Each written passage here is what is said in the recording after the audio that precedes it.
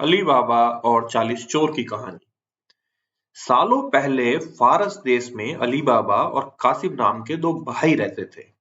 पिता की मृत्यु के बाद से ही दोनों भाई मिलकर अपने पिता का व्यापार संभालते थे। बड़ा भाई कासिम बहुत लालची था। उसने धोखे से पूरा व्यापार हथिया कर अली बाबा को घर से निकाल दिया। इसके बाद अली बाबा किसी बस्ती में जाकर अपनी पत्नी के साथ झोपड़ी में गरीबी की जिंदगी व्यतीत करने लगा। वो रोजाना जंगल जाकर लकड़ियां काट कर लाता और बाजार में उन्हें बेचकर जैसे तैसे घर का गुजारा चलाता था।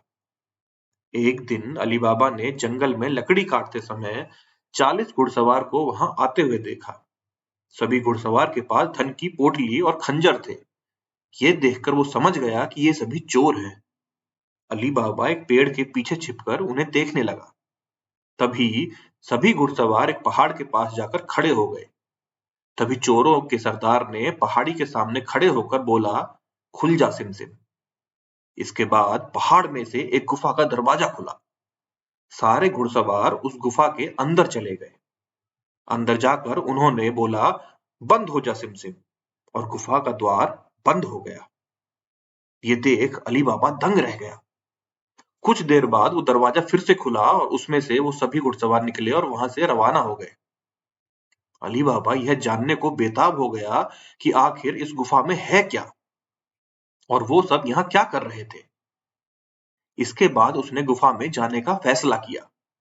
वो उस पहाड़ के सामने गया और बार बार चोरों के सरदार के शब्द बोलने लगा, खुल जा सिमसिम, खुल जा सिमसिम। गुफा का दरवाजा खुल गया।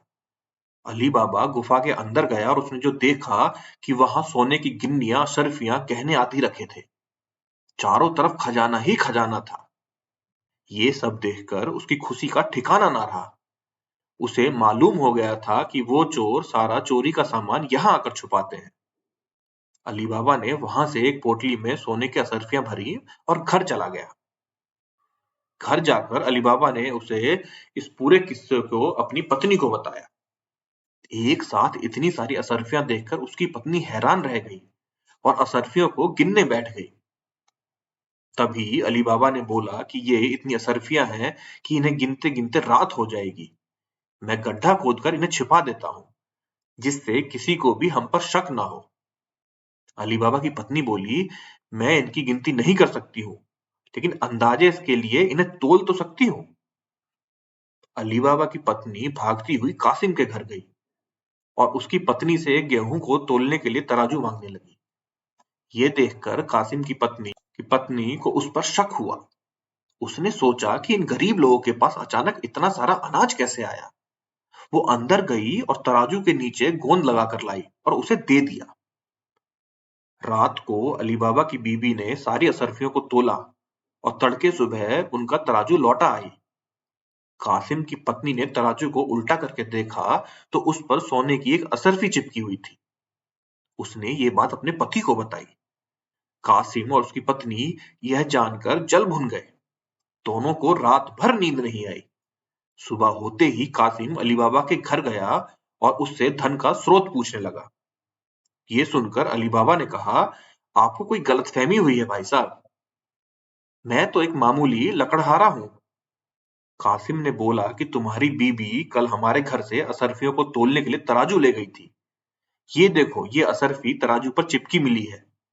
अब सब कुछ सच सच बता दो, नहीं तो मैं सबको बता दूंगा कि तुमने चोरी की है। ये सुनकर अली बाबा ने सारी बात सच सच बता दी। कासिम के मन में लालच आ गया। उसने खजाना हथियाने का प्लान बनाया और अगले दिन गुफा पहुंच गया। वो अपने साथ एक गधा भी लेकर गया ताकि उस पर लाद कर सारा खजाना ला सके। गुफा के सामने पहुंचकर उसने अली बाबा ने जैसा बताया था वैसा ही किया। उसके खुलजा सिमसिम बोलते ही गुफा का दरवाजा खुल गया। अंदर पहुंचकर चारों तरफ खजाना देखकर वह भौचक्का रह गया।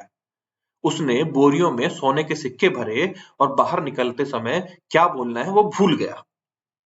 गुफा से बाहर निकलने के कासिम के तमाम प्रयास किए, लेकिन कोई रास्ता न निकला। वो गुफा के अंदर कैद हो गया। कुछ देर बाद जब चोरों का गिरोह वहां पहुंचा तो उन्होंने देखा कि बाहर एक गधा बंधा हुआ है। वो समझ जाते हैं कि यहाँ कोई आया है। चोर अंदर जाते हैं और कासिम को ढूंढकर मार देते हैं। इधर जब कासिम घर नहीं पहुंचता तो उसकी पत्नी परेशान हो जाती है और अली बाबा के घर जाकर बड़े भाई को ढूंढकर लाने के लिए बोलती है। अली बाबा ढूंढता हुआ गुफा के पास पहुंचा तो वहां उसने भाई के गधे को घास चरते हुए देखा। वो समझ जाता है कि कासिम अंदर गया था और चोरों ने उसे पकड़ लिया है। अली बाबा जब गुफा के अंदर गया तो उसे कासिम की लाश मिली। अली बाबा लाश को घर लाता है और बिना किसी को बताए प्राकृतिक मौत घोषित करके उसका अंतिम संस्कार कर देता है। कासिम की पत्नी के कहने पर अली बाबा और उसकी पत्नी कासिम का व्यापार संभालने लगते हैं और उसके साथ रहने लगते हैं। वहीं जब चोर गुफा में आते हैं और कासिम की लाश नहीं देखते तो समझ जाते हैं कि खजाने का राज किसी और को भी पता है। वो गांव में जाकर पता लगाते हैं कि कुछ दिनों में किसके घर मौत हुई है। चोरों को अली बाबा का घर मिल जाता है। चोर ने उसके घर के बाहर क्रॉस का निशान लगा दिया जिससे रात के समय उन्हें उसका घर समझने में आसानी हो। वहीं अली बाबा ने जब अपने घर के बाहर क्रॉस का निशान देखा तो वो समझ गया कि चोरों ने घर का पता लगा लिया है। उसने वैसा ही निशान सबके घर के बाहर लगा दिया। रात में जब चोर आए तो सबके घर पर वैसा निशान बना देखकर दुविधा में पड़ गए और वापस चले गए। चोरों का सरदार चुपचाप बैठने वालों में से नहीं था। उसने उस मोहल्ले में अपने आदमी को भेजकर यह पता लगवाया कि हाल फिलहाल में कौन शख्स वहां अमीर हुआ है। इससे उसे अली बाबा के बारे में पता चला। उसने उसका घर अच्छे से पहचाना और रात के समय में तेल व्यापारी बनकर उसके घर पहुंचा। वो अपने साथ तेल के 40 पीपों को लेकर गया, जिसमें 39 में से चोर और एक पीपा में तेल था। उसने सोचा कि रात में जब सब सो जाएंगे तो वो सब मिलकर अली बाबा को मार देंगे। उसने अली बाबा से दोस्ती की और रात को उसके घर पर ठहरने की इजाजत मांगी। अली बाबा ने उसको खाना खिलाया और रात को रुकने की इजाजत दे दी। अली बाबा की पत्नी को तेल के व्यापारी पर शक हुआ। उसने सारे पीपों को खटखटा कर देखा तो वह समझ गई कि एक पीपा में तेल है और बाकी में आदमी है। उसने तभी एक तरकीब निकाली। उसने तेल वाले पीपों से तेल निकाला और गर्म कर बाकी पीपों में डाल दिया। सारे चोरों की मौत हो गई। रात में जब सरदार ने चोरों को निकलने का इशारा किया तो एक भी चोर बाहर नहीं निकला। उसने पीपों को खोलकर देखा तो सभी चोर मर चुके थे। ये देखकर वह इतना डर गया कि अपनी जान को बचाने के लिए वह तुरंत वहां से भाग गया। सुबह अली बाबा की पत्नी ने ये सारी बात अली बाबा को बताई, जिसे जानकर वो बहुत खुश हुआ।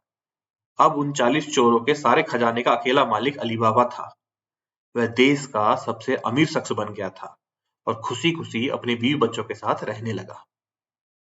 तो भाइयों, इस कहानी से हमें क्या सीख मिलती है?